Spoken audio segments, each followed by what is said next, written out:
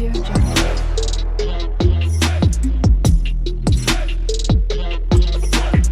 Audio Jungle.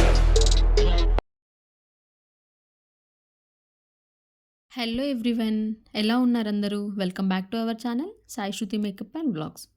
ఈరోజు వీడియోలో ఒక స్వీట్ రెసిపీ అయితే చూసేద్దాము. అదేనండి, సగ్గుబియ్యం ఇంకా సేమియా పాయసం అయితే చేసుకుందాం ఈజీ ప్రాసెస్లో. సో ఇంకా లేట్ చేయకుండా ప్రాసెస్లోకి వెళ్ళిపోదాం.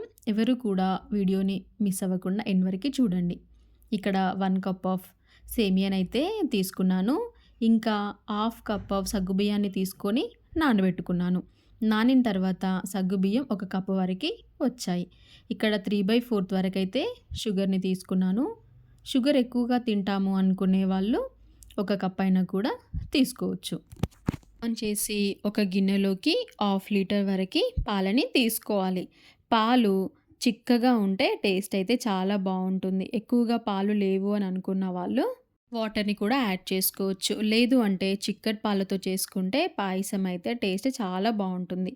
ఇప్పుడు మరొక ప్యాన్ తీసుకొని ఇందులోకి గీ వేసుకొని మన దగ్గర ఉన్న డ్రై ఫ్రూట్స్ అన్నీ కూడా ఫ్రై చేసుకోవాలి. ఇప్పుడు అదే ప్యాన్లోకి సేమియా వేసుకొని కొంచెం గోల్డెన్ షేడ్ వచ్చేంత వరకు సేమియా మొత్తాన్ని కూడా లో ఫ్లేమ్లో పెట్టుకొని వేయింపుకోవాలి.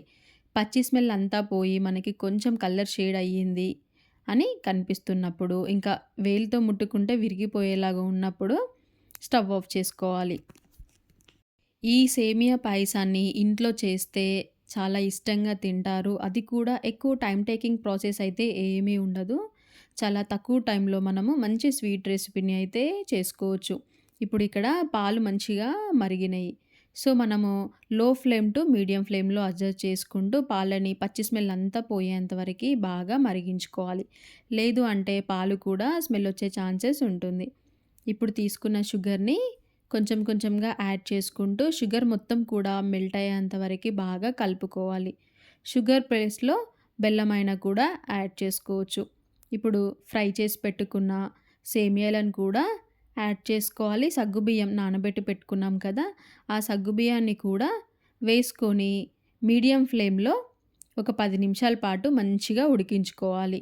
ఇదే టైంలో ఒక 2 ఇలాచీ పౌడర్ లాగా చేసి వేసుకోవాలి. ఈ ప్రాసెస్ అంతా కూడా కలుపుతూనే ఉండాలి. లేదు అంటే ముద్దలు ముద్దలుగా వచ్చే ఛాన్సెస్ ఉంటుంది. తర్వాత మనం ఫ్రై చేసి పెట్టుకున్న డ్రై ఫ్రూట్స్ని కూడా యాడ్ చేసుకోవాలి. ఈ డ్రై ఫ్రూట్స్ యాడ్ చేశాక మళ్ళీ ఒక 5 మినిట్స్ కొంచెం చిక్కదనం వచ్చేంత వరకు బాగా మరిగించుకోవాలి. ఇప్పుడు ఇంకా స్టవ్ ఆఫ్ చేసుకొని వేరే ఒక బౌల్లోకి వేసుకొని తినేయడమే. సో మనకి చాలా ఈజీగా క్విక్గా సేమియా పాయసం అనేది అయితే ప్రిపేర్ అయిపోయింది. సో మీకు ఈ వీడియో నచ్చినట్లయితే వీడియోని లైక్ చేయండి. అండ్ మన ఛానల్ని విజిట్ చేసి వీడియోస్ నచ్చినట్లయితే ఛానల్ని సబ్స్క్రైబ్ చేసుకోవడం అయితే అస్సలు మర్చిపోకండి. అండ్ మీరు కూడా ఈ రెసిపీని ట్రై చేసి మీకు ఎలా వచ్చింది అన్నది అయితే కామెంట్ చేయండి. And thank you for watching. Bye bye.